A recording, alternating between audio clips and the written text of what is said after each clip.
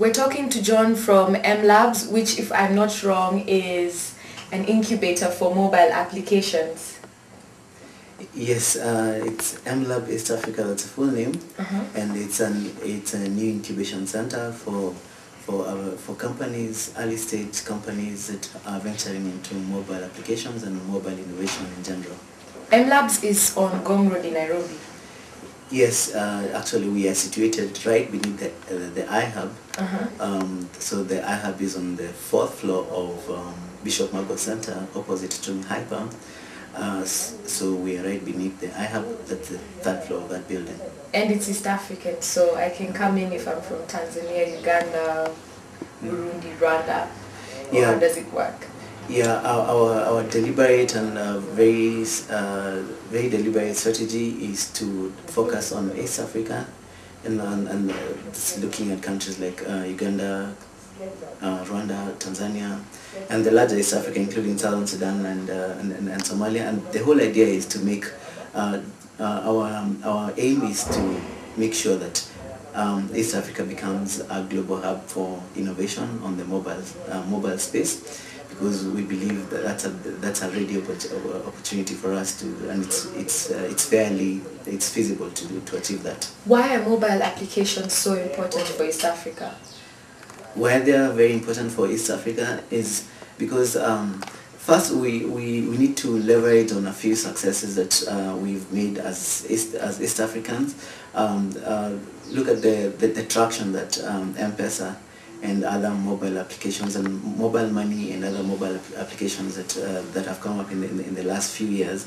The success of that in itself has created a need for us to actually move to the next step, and have more innovations around that, because it's been proven to be feasible even at the grassroots in Kenya and in the rest of East Africa. Mobile money is a reality, and this is an innovation that will not have been thought of if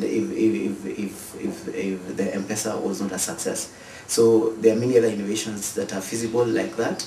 And we have a lot of local talent with many graduates from IT and computer science that are able, and businessmen that are able to come together and make those applications and into innovations that impact our society.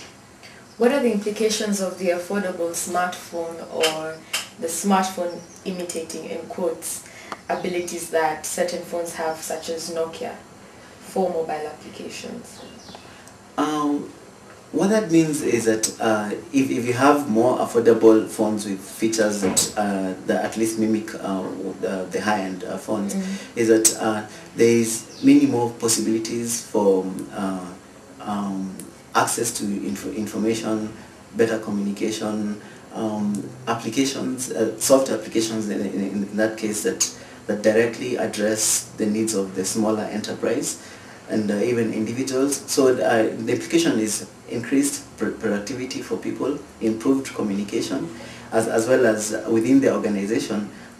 When small organizations, SMEs now take advantage of the innovations that are coming up, that are revolving around access to the computing power of that handset or that phone, as well as the connectivity with other computers and other phones, because because of the GSM network that it's using. Then that combination is very strong in terms of flow of information for decision making, and hence productivity, and hence the economic benefits. So your mobile applications are not strictly internet-based? They are maybe not internet-based, all of them, because there are some that are simply USSD-based. Or please explain the USSD. USSD-based applications are, let's take, for example, when you send a text, if you are a Safaricom customer and you send, you call star 144 hash. Yeah, star 144 hash, and then you get a response of various options to take. Then you're told to text one, reply with one to get to choose some option. That's a typical USSD application. Another one is like star 200 hash, and then you're able to access your Safaricom account options for your balance if you're on postpaid and things like that. That's a typical USSD app, but it doesn't necessarily rely on the internet. Same for SMS applications like M-Pesa. It doesn't necessarily rely on the internet. But well, it still requires that there's connectivity between your phone and other phones, and your carrier signal has to be there. Oh, okay. Yeah. What if I wanted to learn more about mobile applications and how they could impact and improve my life? Where would I go to find this information? Do you have a website? What measures are you using to reach out to the public as far as educating them and sensitizing them to this is concerned? One thing that's happening is a number of very smart applications are coming up. For instance, MFAM is an application that's been developed by some ladies who we are incubating at our incubation center. That particular application has a lot of promise to benefit our farmers, and basically the base of the pyramid in terms of market transparency and group buying and group selling and social networks for farmers. So the thing is, when that application is, with such applications that are actually ready to roll out, the thing that we're trying to do is partner with different organizations to sensitize farmers and train not just farmers but potential users, potential beneficiaries of that, because it also includes traders in the grassroots, traders selling seedlings and things like that.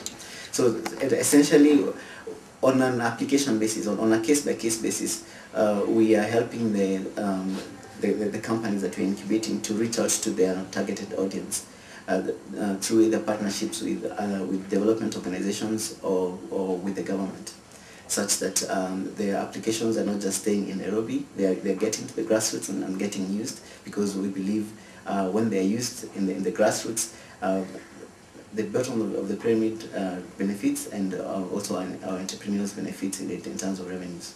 Okay. What other final thoughts would you like to leave with us today? What M-Pesa and other mobile money platforms have created for us is a huge opportunity to prove that technology is not just for the urban areas, and that revenues for M-Pesa, in my own estimation, and other mobile money platforms are even much more in the grassroots. And that means guys in the grassroots are actually making use of technology, and there is no longer that stereotype that we used to have, that technology doesn't work at the grassroots, and that it's cumbersome and it's difficult to train people at the grassroots. We need to rethink that thought, because sometimes it's merely a stereotype, and it can hinder a growth of technology that benefits the whole of the society. Fantastic. Where can we find your website? Mlab East Africa's website is mlab.co.ke. Our Twitter handle is Mlab East Africa, at Mlab East Africa. Oh.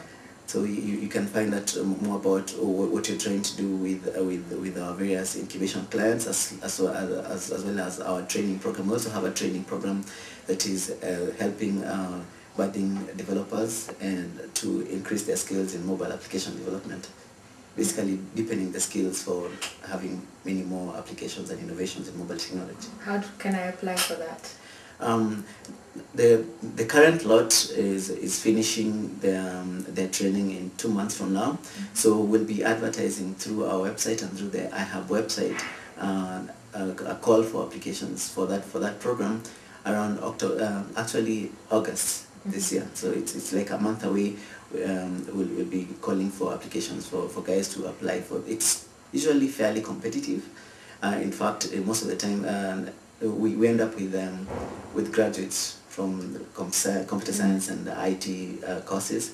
So it's fairly competitive, and those guys who want to get in, one of the things that we look at is, what have you done already for yourself, in terms of, have you tried playing around with a few SDKs, a few applications here and there. What are SDKs for the benefit of? Software development kits. Okay. Basically, various platforms, various options for developing mobile applications. Oh, okay. Yeah. Fine. Thank you so much for your time. You are welcome. Thank you. Thanks.